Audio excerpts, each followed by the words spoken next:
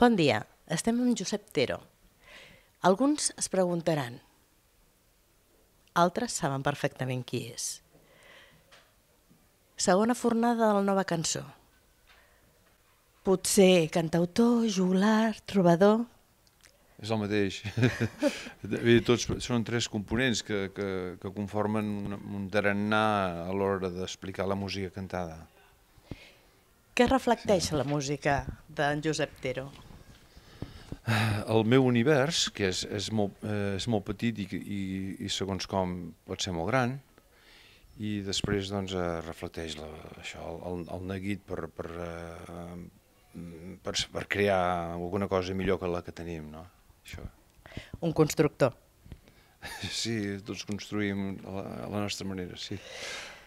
Hi ha un nou màster d'identitat i de tradició? Hi ha molts mestratges i a Catalunya ens renovem constantment en el sentit que és un país de portes obertes, sempre hem mirat cap enfora i sempre hem acollit gent de totes les cultures. I aleshores això ens predisposa a traçar o a dissenyar un món molt ampli, on tots hi tenim cabuda, on totes les idees hi caben i aquelles que ens interessen més a nosaltres hi troben espai per fer camí. Terra d'acollida i crisol de cultura. Gresol de cultura, sí. Catalunya és un gresol ben important en aquest sentit. Si ja en fos des de l'antiguitat, jo soc d'un lloc privilegiat, segurament. Empúries, un paisatge magnífic, s'instal·len havent-hi un focus important de cultura ibèrica. Els 650 abans de Crist apareixen els grecs i després els romans el 250 abans de Crist, i tot plegat fa això, un conglomerat que ens explica la nostra manera d'acceptar les diversitats. Doncs des del 86 heu estat un observador excepcional del seny i la rauxa de la identitat catalana, arreu de tot el planeta. Com descriuríeu la seva evolució? El seny i la rauxa que s'expressa en el món de la cultura, la rauxa és molt necessària. Al mateix temps, el seny ens ha explicat que a Catalunya, si no anàvem una mica quadriculats, podíem perdre moltes pistonades. I això ens ha atorgat un caràcter especial a Europa. Dintre del marc de totes les cultures europees, els catalans sempre naveguem entre el seny i la rauxa. La resposta no havia de ser aquesta. Què volies que digués? No, la resposta ha estat fantàstica. Sí, home, i tant. L'evolució del país, des de quina perspectiva queda més clara quan un és fora de casa? Des del seny o des de la rauxa? Jo crec que Catalunya ha triomfat més des de la rauxa. Això és evident.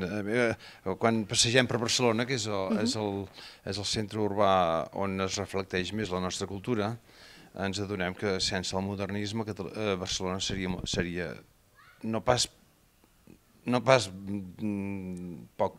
poc interessant, ho continuaria sent, perquè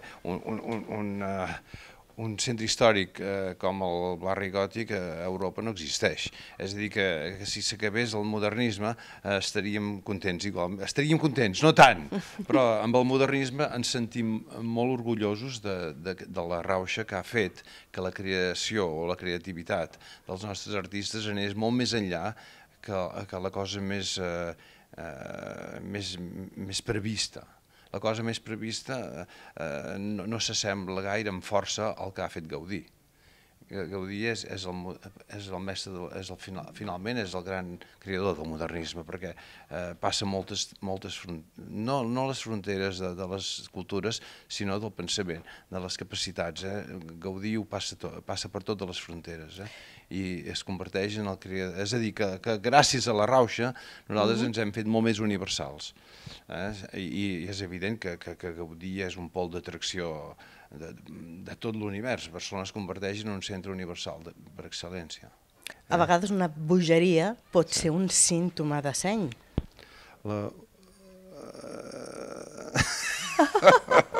Em sembla que l'has dit molt grossa, però bé, no està malament.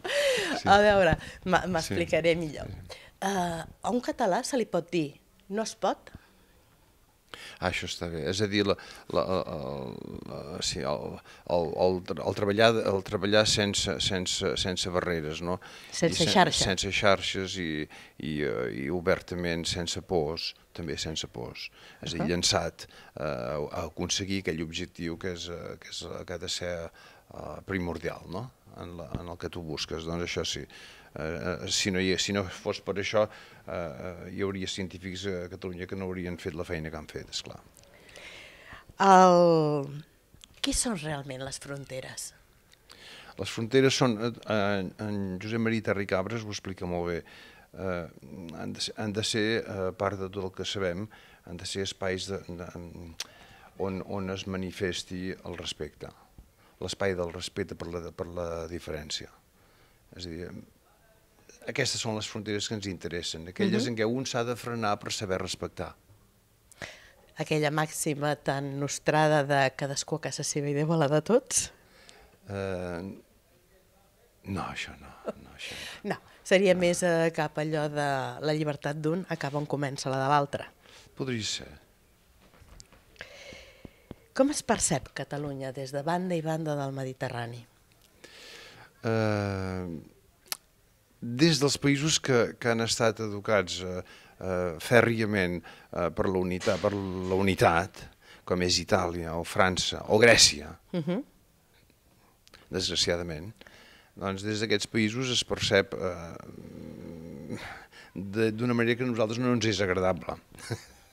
Ens agradaria que la lluita per la unitat d'aquests territoris d'Itàlia, de França i de Grècia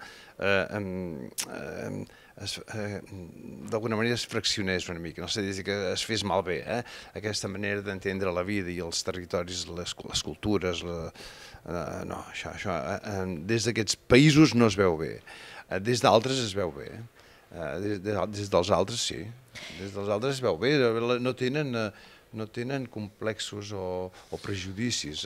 Molts països no tenen ni complexos ni prejudicis a l'hora d'entendre que hi ha un poble que es vol alliberar d'un altre poble que no li deixa ser el que en realitat és, que és el nostre cas.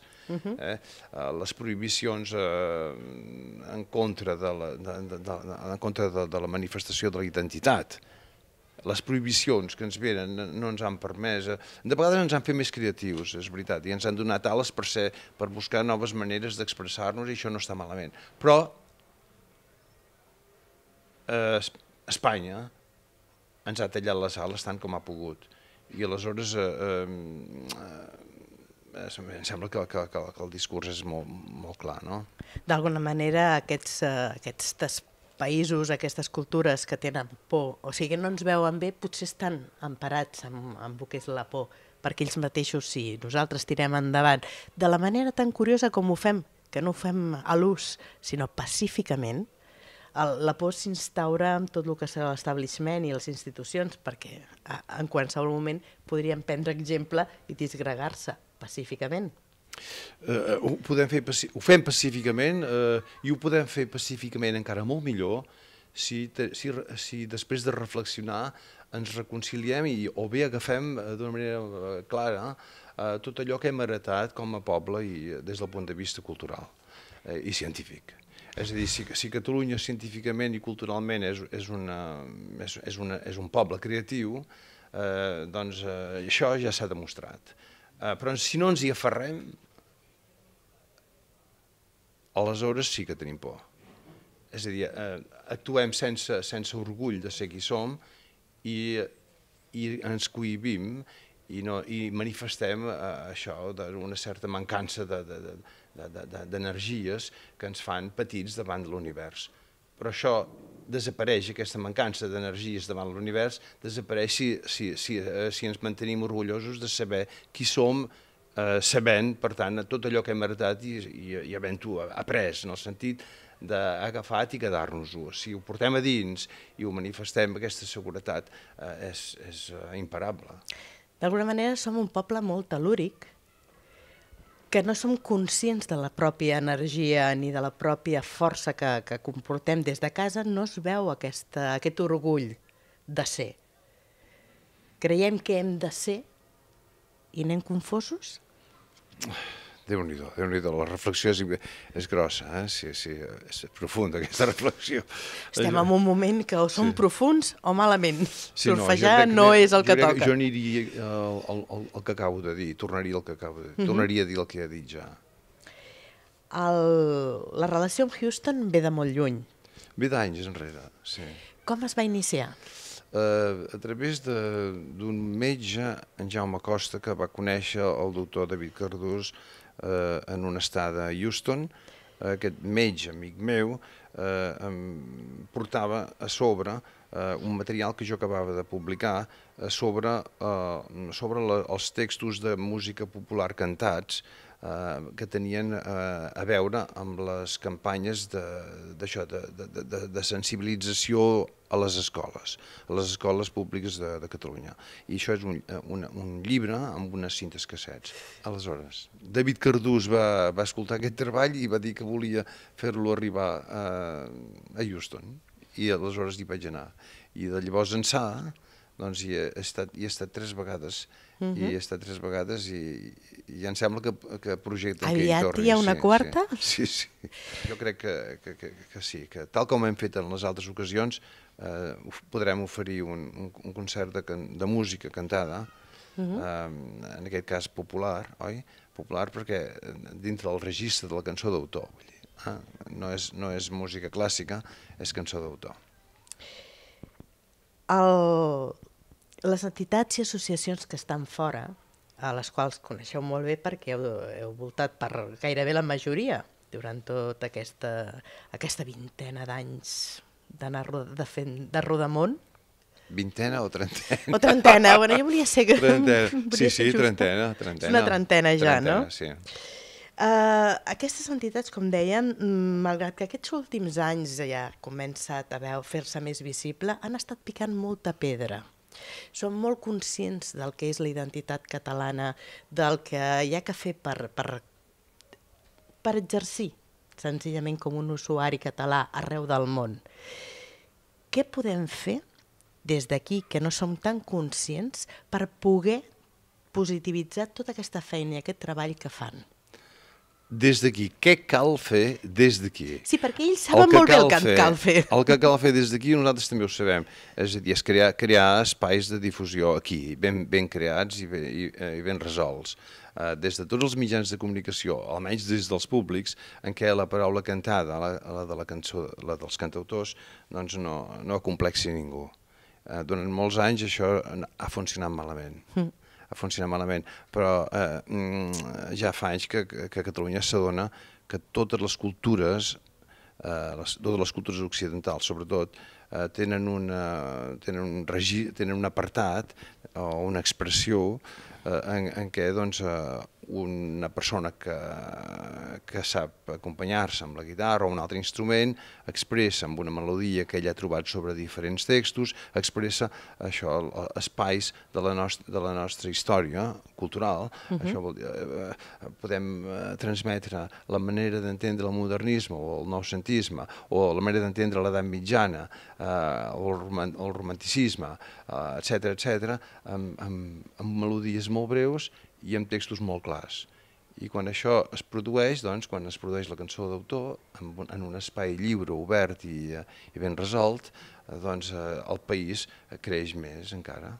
I a més dona un símptoma de normalitat, perquè això suposo que l'any passat, amb el premi que li van donar a la Marina Rossell, de la cançó tradicional...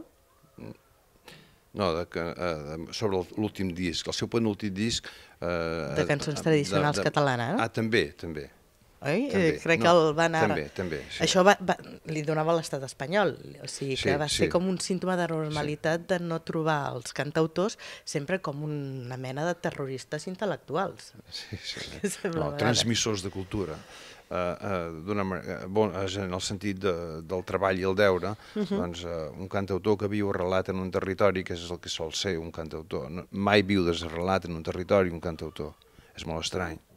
És un narrador d'històries del seu voltant. Sí, del seu voltant, exacte. I aleshores, doncs, si això es produeix, doncs, som simplement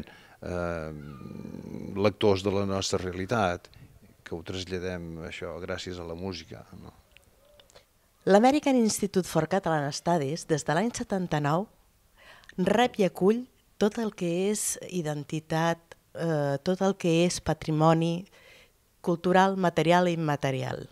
De Catalunya. De Catalunya. I dels països catalans. L'American Institute for Catalan Studies, que va crear David Cardús, compta enguany amb el suport i la continuïtat, compta amb la continuïtat del seu treball a través de la seva filla, Helena Cardús, que des de Houston projecta, i a través de la revista Catalònia, moltíssimes maneres d'entendre la vida dels catalans. Enguany volen projectar igualment un altre circuit per Texas, o un Texas Circuit, un Texas Tour, al llarg del qual hi haurà no sé quants recitals amb les meves cançons i la meva veu, i espero amb algun dels meus músics. Nosaltres els hi farem una petició especial. Sí. Volem a veure si aquest món digital ens permet poder gaudir-ne tant en temps real com en temps pòstum. Com sigui, però poder tenir un petit tast d'aquesta meravellosa Texas Tour. O gira. Clar, perquè països catalans al final serà tot el planeta. Allà on hi hagi un català, porta el país a sobre. Sí. La manera de fer. Sí, i tant que sí. La manera d'estar. Bé, sí. Allà on hi ha un català hi ha un tros de Catalunya, sí. L'últim treball, com tots els altres, és més una declaració d'intencions o una promesa pel que fa a la saviesa de les dones? L'últim treball és un disc que es diu D'un mateix mar, gravat aquest any i per tant recent, i que explica això, l'efecte que jo sento per la saviesa de les dones. 12 poeteses. 12 poeteses. No és un treball on jo reculli els millors poemes escrits per dones, com molt sovint se sol fer, les millors poesies femenines de la història de la nostra literatura. No és això. Són 12 poemes que m'han emocionat i m'han fet arribar melodies amb les quals el mateix poema creixia i es podia expressar encara millor. I aleshores, això, la saviesa de les dones. Que a més tindrà un moment culminant amb un dels molts concerts que hi haurà durant tot l'any en el Parlament andorrà. El Parlament andorrà, que no és pas la primera vegada que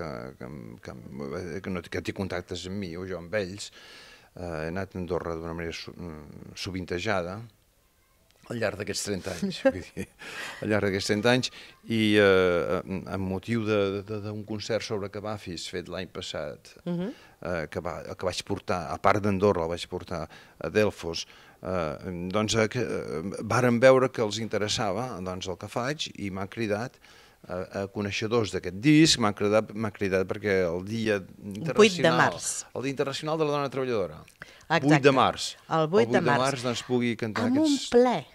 En un ple en sessió parlamentària del Parlament d'Andorra, dedicada precisament a això, a festejar o a celebrar la persistència de la saviesa de les dones en aquell dia, que és un dia indicat. D'alguna manera rescabalar a la memòria el que són elles, les oblidades. Què és el que més ha copsat? Hi ha algun fil que unifiqui, a banda del que és la saviesa, que hagi estat el que ha colpit en Josep Tero? A part de la saviesa de les dones, m'ha colpit la mediterraneïtat de les dones, que és el que dona a Catalunya força per manifestar-nos en aquest univers tan de vegades trasbalsat de les cultures de l'univers, d'aquestes cultures que hi ha en el món. Si nosaltres ens neguéssim a sentir-nos mediterranis, perdríem una identitat que ens dona molta força i ens atorga una salut molt important. És una salut antiga que ve en el meu disc hi ha un text d'Anita de Tegea, que és una poetessa de l'hel·lenisme, és a dir, del 400 abans de Crist, que és un text absolutament actual, que no té, és a dir, atemporal, perquè parla d'un fet tan necessari com és el d'entendre la importància de la vida, la importància de ser viu, i a través de la vida d'un dofí. Llavors, si Ani de Tegea, 400 anys abans de Crist, en el nostre mar, ens explica tot això, vol dir que la saviesa no té fronteres i les dones són tant o més sàvies que els homes. I jo l'agafo i això, i intento projectar-ho. Sí, sí. Si som el que pensem, som el que somiem i som el que recordem, avui que semblem una societat bastant amnèsica, quin futur ens espera? Un bon futur. Un bon futur si tenim això que acabes de dir, és a dir, coneixement i il·lusió, bàsicament, i seguretat en el present. El present és el nostre camp base, no en tenim cap més. Hi ha un camp base des del qual projectem, i és aquest, el d'avui mateix. Si no ho fem avui, quan ho farem?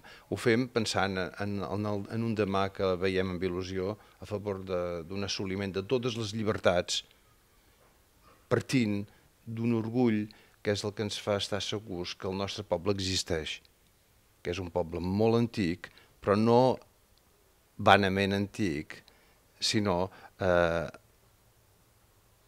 antic amb tot el que comporta el fet de l'acumulació de coneixements és a dir, Catalunya té un currículum extensíssim des de l'edat mitjana i des del segle XI. És extensíssim, en totes les expressions de la vida i de la creativitat. Enteneu també per cultura tota aquella informació que no és transmesa genèticament? Carai. I això també ho podríem discutir, perquè la genètica ve condicionada pel que es menja, per com es menja, a vegades. Sí, jo crec que sí, que la cultura és un aprenentatge. És un aprenentatge, heretem la nostra cultura gràcies a la capacitat de retenir coneixements. I només cal que ens convidin a retenir coneixements per fer-nos valents i forts davant l'univers. I en comptes de complexar-se, sentir-nos orgullosos. I és això, i tant que sí.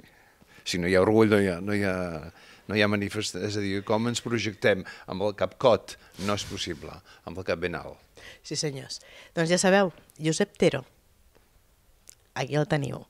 El proper 8 de març, en sessió parlamentària, al Parlament d'Andorra, el sentireu de viva veu. I aviat arreu del planeta.